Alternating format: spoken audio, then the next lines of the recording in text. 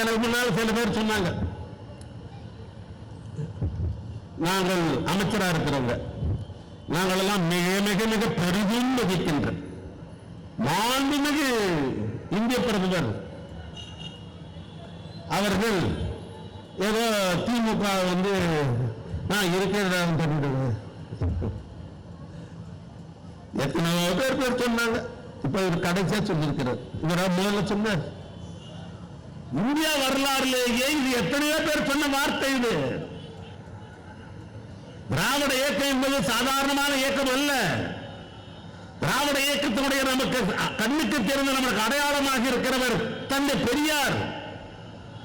பெரியாருக்கு பின்னால் இரண்டாம் தலைமுறை பேரறிஞர் அண்ணா.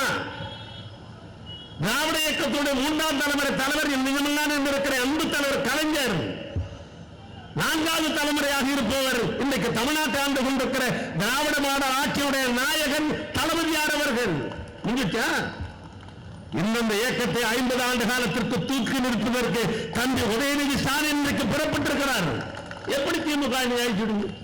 நான் கேட்கிறேன், திமுக ஆயிடுச்சுங்க. திமுக தெரியா? நான் ஒன்றே ஒன்று சம்பவத்தை நான் சொல்லுகிறேன். 19 வயது தளபதிக்கு கோயம்புத்தூர்ல ஒரு மாநாடு. அந்த மாநாடு மாணவர் மாநாடு.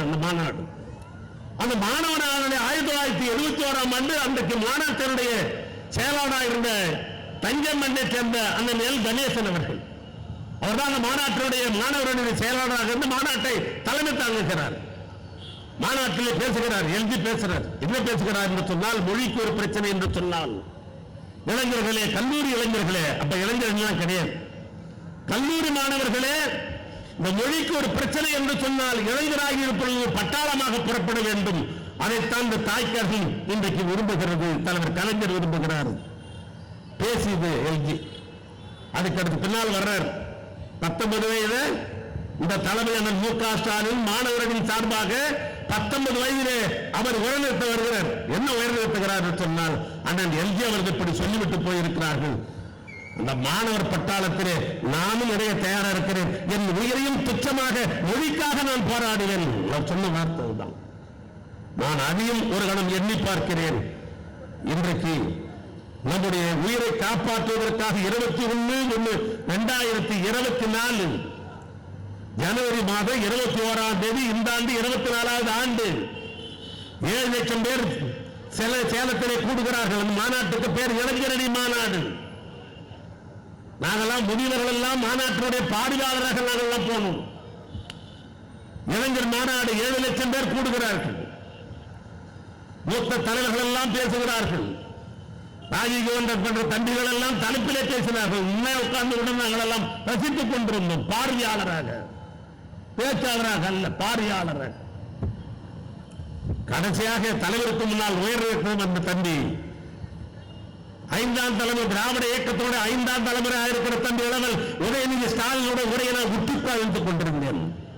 அவர் பேசினார், 7 இளைஞரை வைத்துக் கொண்டு நான் பேசுகிறேன். என் தாய்மொழியான தமிழுக்கு ஒரு பங்கு ஏற்படுமையானால், அதற்கு விபத்து ஏற்படும் என்று சொன்னால், அந்த மொழியை காப்பதற்கு 7 லட்சம் இளைஞர்களோடு நானே தலைமை பொறுப்பேற்று எதற்கு நான் துணிஞ்சவன் என்று ஒரு சூழலை நிகழ்த்தினார். 19 வயசுல பேசின தலைவருடைய பேச்சையும் நான் கவனிக்கிறேன். இன்றைக்கு இளைஞரணி மாநாட்டிலே தம்பி உதயநிதி ஸ்டாலின் பேச்சையும் நான் கவனிக்கிறேன். அதனால் ரெண்டையும் நான் கோயின்சிட்டு பார்க்கிறேன். இன்னும் 50 ஆண்டு காலத்திற்கு திராவிட முன்னேற்றங்களை தொட்டு பார்ப்பதற்கு எவன ஆள் கிடையாது. இந்த சித்தாந்தம் என்பது அந்த காலத்தில் நடைபெறுகிறது. வடக்கே இருப்போம் நம்ம எப்பொழுது ஏற்றுக்கொள்வதே இல்லை. நாம திராவிட சித்தாந்தம் உள்ளவர்கள், நாம் ஆரிய சித்தாந்தத்தை உள்ளவர்கள் அவர்கள். நாம் தாய்மொழியான தமிழை நாம் தூக்கி பிடிக்கிறோம். ஆனால் அவர்கள் சமஸ்கிருதத்தை தான் தூக்கி பிடிப்பார்கள். இப்படி நமக்கு வேறுபாடுகள் எல்லாம் உண்டு. நாம் அரிசியை உற்பத்தி செய்கிறோம், அரிசியுடைய நாம் சாப்பிடுகிறோம். அவர்கள் கோதுமையை உற்பத்தி செய்வார்கள், அதைத்தான் முன்னிலைப்படுத்துவார்கள். நாம் வேட்டிப்படி கட்டுகிறோம், வேட்டி கட்ட மாட்டார்கள். முடிஞ்சா பைஜாமா போடுவோம், எல்லாம் வேஷ்டி தூக்கி கீப்பச்சு கட்டிக்கும். உடையிலே மாற்றம், உணவிலே மாற்றம், பண்பாட்டிலே மாற்றம். அவருடைய சித்தாந்தம் வேறு, நம்முடைய சித்தாந்தம் வேறு. எனவே இந்த சித்தாந்தத்தை ஒழிக்க வேண்டும் என்று 100 ஆண்டு காலத்திற்கு முன்னால் பாடுபடுகிறான். ஆனால் திராவிட இயக்கம் இருக்கிற வரை இந்த சித்தாந்தத்தை, தமிழ்நாட்டில் சித்தாந்தத்தை எவனால அழிக்க முடியாது. இதான் உண்மை நிலவரம். அதனால அதுக்கு ஒரு முக்கியத்துவம் கொடுத்து இப்படி சொல்லிட்டாரு, இப்படி சொல்லிட்டாரு சொல்லதான் செய்வாங்க. நம்ம உஷார்படுத்துறாங்கன்னு அர்த்தம். நான் அப்படிதான் எடுத்துக்கிறேன். நம்மை உஷார்படுத்துகிறார் என்று அர்த்தம். நேற்றைய தினம்